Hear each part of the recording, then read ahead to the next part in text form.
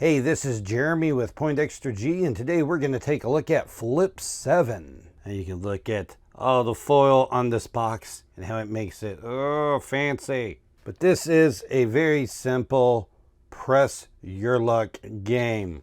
But basic premise is everybody will, one at a time, going around all the players, but they will take turns telling the dealer that they want to hit and take another card out of the deck or stay. The score in each round will be the sum of all the cards that you have taken plus all of the modifiers on it. But you don't want to bust, and you need to know why the game is called Flip 7. So let's get into that. You see, the deck is mainly going to have numbers in it. It basically has the numbers 1 through 12. The trick in this game is that there is 1 1, 2 2s, 3 3s, 4 4s, and so on, all the way up to 12 12s. There is 1 0 in there because putting 0 zeros in it would just not be putting any zeros. So there's 1 0.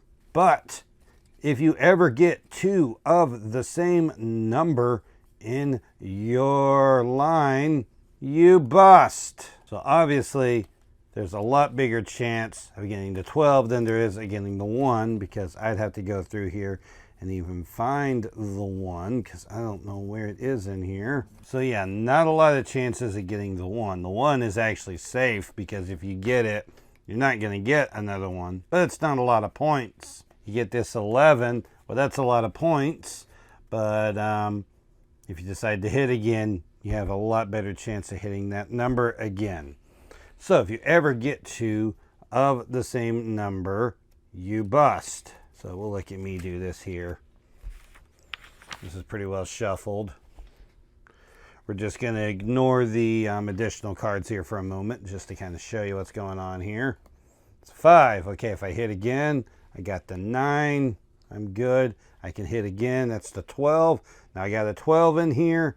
Getting some higher number ones, but I'm going to hit again. Oh, there's another 12. I just busted. When you decide to stay, you are done for that round. So when it comes back around to you again, you are no longer an active player and you are done there. And the round ends when either there are no more active players because everybody has stayed, or if you could get 7 different numbers in your line, you have flipped 7. That's why it's called Flip 7. And you get 15 bonus points in addition to the score of your line and the modifiers. Oh, modifiers. Let's talk about those. So we have a few different modifiers in here. First of all, we have the ones that just add points. We have a +2, a +4, +6, +8, and a +10. You have 1 each of those. They just add this many to it. They do not count as that number. They are just additional points. Yay! ×2. ×2 doubles the value of your number cards. It does not double the value of your modifiers, and it does not double the 15 bonus points if you flip 7. And we also have action cards: Freeze, Flip 3, and Second Chance. These two, Freeze and Flip 3, happen instantly and immediately. On Freeze, when you draw this, you get to play this on any player and their score is frozen. They basically have to stay as soon as they get that card. You can play it on any active player, including yourself, if you felt like it. Flip 3 is another one where you can play on an active player, where as soon as you get this, they have to draw 3 cards. Now you can play that on anyone. Once again, any player that's active, including yourself. If you want to flip 3 cards, you can do that. If you want to give it to someone else and make them flip 3, they have to do it. If they bust from it, they bust. Second Chance. This is you just save it until you need it. If you draw a second number that you already have in your line.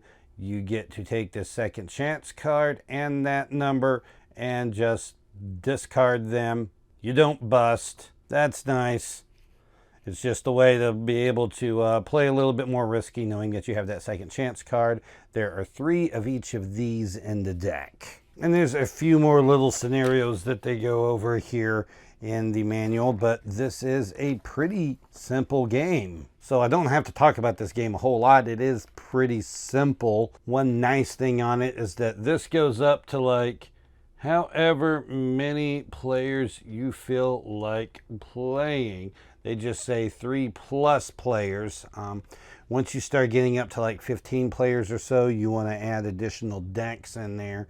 And that starts getting crazy if you get that big. But we've done this with like 8 or 9 people and it holds up really well. So it's a great game for a bunch of people, but also still works if it is a smaller group. So if you found this video interesting, give it a thumbs up and a like.